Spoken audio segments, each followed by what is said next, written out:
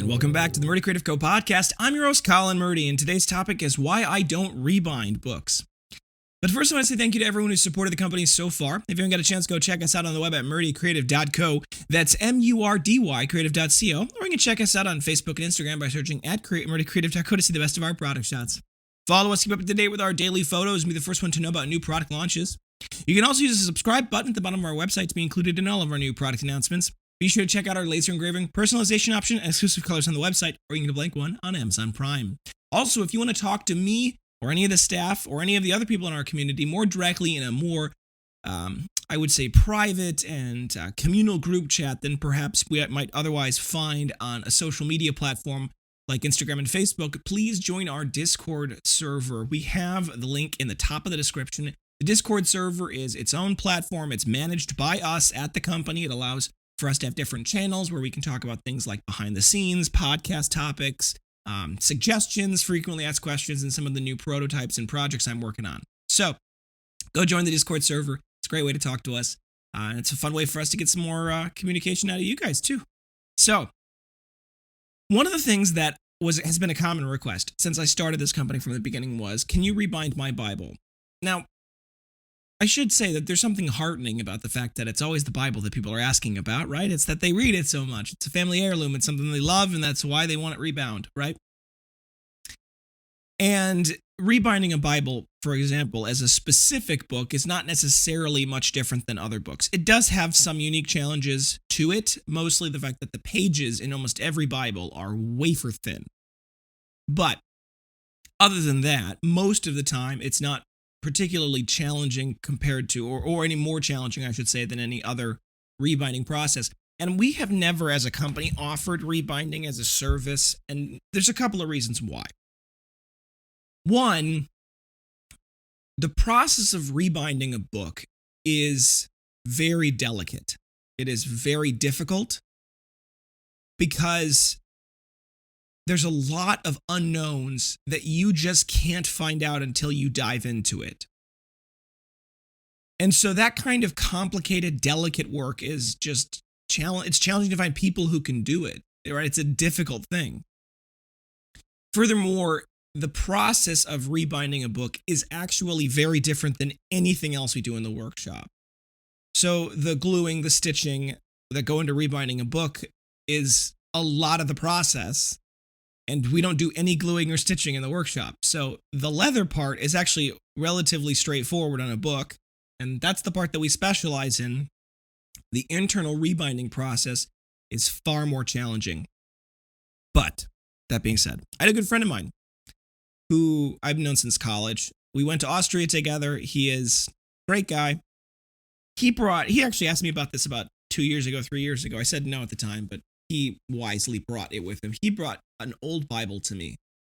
A little family heirloom, and as you will see if you're watching, there's another piece that came off. It is in tatters, to say the least. The cover is terribly gone. The cover doesn't look like it was ever even remotely original real leather. It's clearly some sort of vinyl backed and something. But I figured I'd use this opportunity to explain the parts of a book and the details in the binding process. So I'll do my best to describe this verbally if you're just listening on the podcast, but if you're watching on YouTube, you'll be able to actually see the example in front of you. But first and foremost, a cover, as you might imagine, is actually an entirely separate thing. It's its own piece of material specifically designed to just wrap what's called page block, which is what I'm holding in my hand here. Now, it's hard to see but a little bit, but there is behind this little strip of tape here a weave. Now, for those of you listening, I'm actually describing the back of the pages. So this is the part in the spine itself. And what you'll see there is that there's a lot of pages folded in half functionally, stitched together, and then there is a netting that holds them all into one piece and has glued them in place. So the individual folded sheets are called signatures or folios, depending on the size, and that's a more complicated question about whether a signature or folio, but regardless, I'm going to call them signatures from now on. So the signatures go together, and then they're stitched together. So they are folded, put in place. Normally, they're stitched, and then they're pressed down to each other, and then they continue to stitch. And that pressing process allows for the pages to stay very, very tight and very close to each other. Now, the problem is, as you'd imagine, that anything that's stitched like that, particularly wafer-thin pages like this, have a tendency, if you wear with them enough, will eventually pull out. They'll either tear through the stitching itself, or the stitching will fray and become unusable over time. And because of all of that, the pages just fall out. Or the cover falls off, in this case. So he asked me if I could rebind it. He said it was it was something that was important to him. And I said yes, because I actually know how to do this, but there's a couple of different ways to do it. Way one, and I'm going to call this the proper way, but it's not really proper in this setting, because there is a couple of things that mitigate this. But the proper way that you would rebind this book is you would cut off the cover pages, these little kind of intermediary pages between the actual page block and the cover, which normally are glued down the cover, and you can actually see they've got the kind of remainder of whatever is the other side of this cover. You would cut those off. You would then carefully cut off the netting with a scalpel as best you could. You would separate the signatures into their pieces. You would try to clean them off as best as possible of any glue or remaining fabric. And then what you would do is you would put them onto a bookbinder loom and you would re-stitch them back together. And in the process, you would re-stitch a cover sheet onto it. So if you've ever opened up a picture book or any other book, I just think of a picture book because it's an easy example. There's that first page that's glued down to the cover, and then there's the other page opposite it that then is attached to the page block. Functionally, that page that's attached to the page block is glued to the first page of that page block. It's hard to explain, I guess, without kind of having pictures associated with it, but the way to think of it is this. You've got your page block. Imagine your page block as all of the text that you want in your book. What you do then is you stitch cover sheets to it. That cover sheet goes on the front and on the back, and that's just blank. And then what you'll do is you'll either take that cover sheet and glue one half of that cover sheet to the front cover, or the other way to do it is you'll glue a page to the front cover, and then you'll glue the other half of that page to the cover sheet. So there's a couple of different ways to do it. It's been done differently over time, but the short version is that's how you would do this properly. You'd take it apart down to the signatures, you'd clean it up as best as you can, and you'd restitch cover pages back onto it, and that would allow you to re-glue it into pages. Now, there's a couple of reasons I'm not going to do that. One, this book is so delicate, the pages are so thin, that in the process of taking it apart, I'd probably destroy most of the pages. At least the spine part of the pages. Now, that limits my options in a couple of ways, and it's important to remember that nothing lasts forever in life, especially nothing like this lasts forever. So, realistically, in the world of books, if you're talking about books from, 150, 200, 1,000 years ago, all of those books, those are books that really basically shouldn't be read, because in the process of using them, you will continue to destroy them.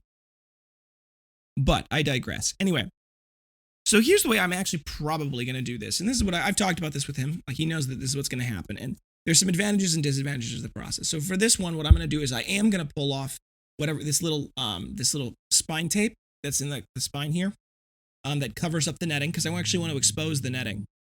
Because what I'm going to then do is I'm going to use, it's a type of epoxy glue. It's like E6000.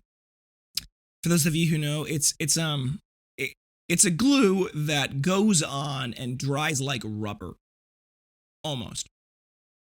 And what I'm going to do is I'm going to take, and I'm going to use that glue to embed into the spine one of our miniature spine bars. So I will take, and I'll basically completely cover this with glue with that E6000 after removing the thing. So the E6000 will be able to kind of soak into the kind of edge of the pages here, and it'll mostly be able to soak into the netting is really what I'm after, because the netting is attached to the pages themselves via the stitching. So if I can get the E6000 to soak into the netting, and I can embed a mini spine bar in that E6000, what I then can do, and I'll probably at the same time, I'll probably add cover pages to it using the glue as a kind of an attach point. So I'll add a cover sheet to it because I'm actually going to have to cut these cover sheets off because they're in really rough shape. So then what I'll do is after that, I will make him a custom cover because this is an awkward size. That's going to match our mini cut design as far as its kind of dimensions overall. And I will rebind that. I will attach that cover to the spine bar. Now, this method has a couple of disadvantages, I will admit. One, as you use the Bible going forward, this method of gluing a bar like mine into the spine, it has the potential of basically saying that the pages can't ever be rebound in stitching form. Because the glue it seeps into the spine, it seeps into that cover. It makes a very durable, very strong, very uniform and stable spine backing to the pages, right? So that won't necessarily fall apart per se, but the problem is that if you have pages that tear out, there's no way to put them back in.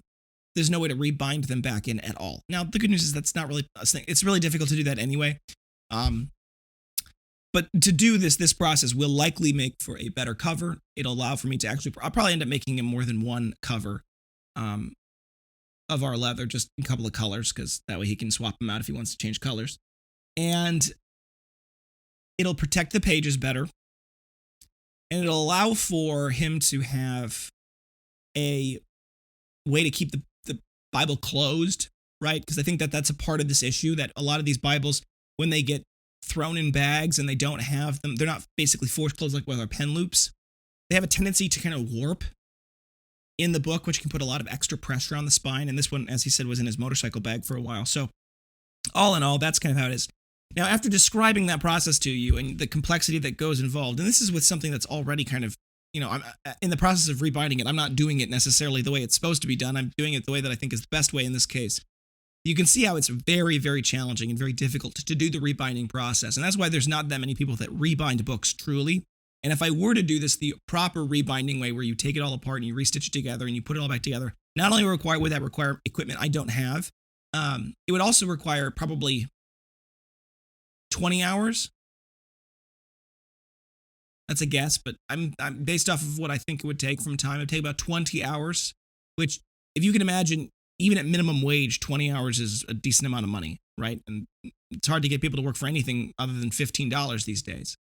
And it's hard to get talented people who are talented with their hands and are very capable of doing very talented, delicate work for more than, for less than $15 anyways. So you can see that there's a bit of a dilemma in the process of offering rebinding as a process for us. And this is actually one of the reasons why I designed the number 2 the way I did. Because part of the reason I designed the number 2 journal to be where the page block comes out, and it's an entirely separate page block. Like, the insert is a journal unto itself. The reason I did it that way is because I knew that this is a problem that happens. The page block begins to wear out, or the cover on the book is what deals with all of the stress and pressure, and it sometimes eventually tears off, right? This method of design that I've created for the number 2s allows for if that happens, right? If your insert happens to tear out, right? For one reason or another. I mean, for all I know, a dog got it and tore it. It allows you for you to very easily swap out the inside for a new one, right? And there's been a lot of talk internally about us potentially offering our own inserts that we make ourselves in-house eventually. And I've looked at that. It's just going to be a very expensive operation and a very big change for us. So that's kind of why I've hesitated doing it, but that's the case. All right, folks. Thanks for tuning in today. Be sure to check back in on next Tuesday for that next topic. And don't forget to check that subscribe button as well as the notification bell to get notified right away of our latest podcast. If you have any questions or concerns about your leather binder, journal, folio, or anything else we sell, please do contact us at the main page of our website at Murdy Creative Co, or you can contact us via Instagram and Facebook. Also, you can message us on our Discord channel. The Discord link to join our server is on the top of the description. Please do join our Discord. It's a great place to communicate directly with us and any of our staff. You can use text, email, call, direct message also to reach us. We do our best to get back as soon as possible, but we do appreciate your patience. Normally, we are able to respond within 24 hours. As far as business hours go, right? For example, if you message us Friday night, we're not going to get back to it until Monday, but normally we're able to respond within 24 hours or sooner. So if for whatever reason it's been 5 days and you haven't heard from us, please definitely send us another follow-up message, because it's entirely possible that for whatever reason the technology failed us and we just didn't get it. If you have a quick question or you want to place an order over the phone, please do feel free to give us a phone call at 414-434-9001. We're available Monday through Friday, 8 a.m. to 4 p.m. Central Time. That you can also text at that number as well, 414-434-9001. If for whatever reason you don't get a hold of us either during business hours or after hours, please do feel free to leave us a voicemail. We do listen to them. We respond to them. If you're calling about a specific order itself, please do include the order number. It starts with the letter S and is followed by a series of digits. Once again, that's 414-434-9001, Monday through Friday, 8 a.m. to 4 p.m. Central Time. If you think we deserve it, a good review go a long way to help us grow a new community. Both a review on the podcast app on whatever you're listening on, as well as a review on the product itself if you have one and you like it. Go to murdycreative.co/reviews to read all of our amazing 5-star reviews. There's also a button there that says leave us a good review. If you click on that, it will now should take you now to Google, and you can leave your review on Google. It does help our SEO, helps our improve our website traffic, and that gives us a little boost there. If for whatever reason you'd leave us a bad review, there's another button there that says get directly in contact with us. It is deeply important to me personally that everyone has a good experience with the company, and I will do anything in my power to help fix the problem, whatever it is. So please, please, please, before you leave us a bad review, give us an opportunity to make things right and to take care of you, because we really will. Word of mouth is the best form of advertising, so tell your friends about the company. You want to get a little something for doing that, go to the website, log in with the little man icon at the top, or create a profile. Once you've done that, you can go to the bottom left-hand corner of the main page of the website. There's a little tab button. You click on that. It'll open up your rewards tab. On that, you'll be able to see all of the rewards points you've earned. That's called Murdy Creative Cash. You get those as 10% back. Anytime you make a purchase in store, you get 10% back as in-store credit that you can use on anything in store, which is great. Also, there's a shareable link in that window. That shareable link, when you give that to your friends and family and they buy something, they get $10 off that purchase, and you get $10 of in-store credit when they make that purchase. So it's a great way to help the company. It helps us, helps you. It's wonderful all around. If you have any podcast topics you want to hear more about, send them my way. I'm always happy to talk about just about anything. And I want to give you guys what you're looking for. Also, if you want to talk more about, just generic things like the podcast or other questions about the behind the scenes, check out our Discord server once again. Go check that out. Top of the description. Join our Discord server. Ask questions. I do answer them. It's wonderful. So if you're looking for multiple binders, journals, folios, anything we sell for gifts, giveaways, menus, really any reason, we do have bulk discounts available. They are built directly into the cart, so all you need to do is add all of the items that you would like. You can mix and match to your heart's desire to the cart. Once you hit that, you can hit checkout, and it's just based off the total cart quantity. So no worries about, whether you need to get X of this and Y of that. Nope, just it's based off the total cart quantity, and that is it. And once you hit that checkout button, it'll automatically apply the appropriate discount for the quantity that you've selected. If you're looking for custom engraved items, we do have we have the capability, and we have no minimum order quantities and no setup fees. It's a simple flat fee, normally about $15. It can go down quite a bit from there, of course. You're getting a whole bunch of them, so the bulk orders discounts do apply to that fee itself. But so if you're looking for, to get something for your company or for whatever, definitely check that out. But if you want to get just one, we do just one. Go to any of the product pages on the website, click Add Custom Logo to open up the custom version of that product. Once you've opened up the custom version of that product, feel free to check the boxes of what you're looking for the color and the type of leather and all that other good stuff, and then hit Add Custom Logo. That'll launch the customizer. In that customizer, you can add images, you can add text, you can resize, reposition, rotate. And when you hit Add to Cart and check out, that particular design that you created is stapled right to that order in our back end. That allows for us to just reproduce it exactly as you designed it without having to do any changes or edits when we finally go to make it. So it's a great way to do that. If for whatever reason you don't see that Add Custom Logo button, please do send us an email, sales@murdycreative.co, sales@murdycreative.co, and request a custom, item like that. Custom, I would like to get my sunglass case. That's a good example of one that's not in the customizer. I'd like to get a sunglass case with my company logo on it. We'd be happy to make you a mock-up as well as a custom order link for that specific product. Thank you so much for tuning in. Have a great day, and goodbye.